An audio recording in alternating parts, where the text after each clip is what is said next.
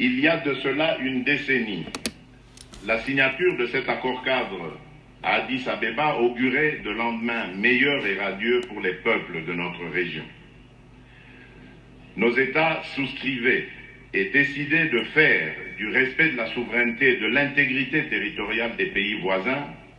de la non-ingérence dans les affaires intérieures des uns et des autres,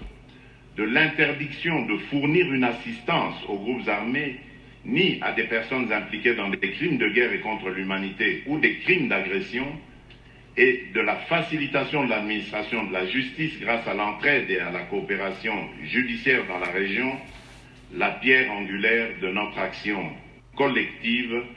nous autres États géographiquement localisés dans cette région des Grands Lacs africains. À la lueur des objectifs consacrés par cet accord historique,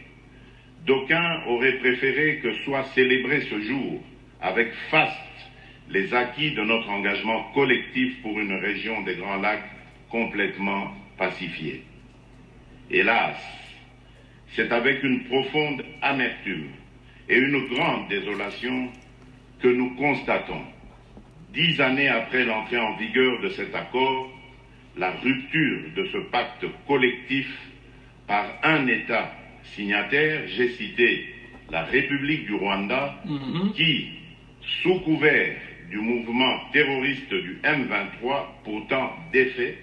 et qui l'a ressuscité, s'est donné la liberté d'agresser et d'envahir une partie de la province du Nord Kivu en République démocratique du Congo. Et ceci en totale violation de l'engagement régional numéro 3 de l'accord-cadre dont il est signataire, de même que les chartes des Nations Unies et de l'Union africaine dont il est partie prenante, le tout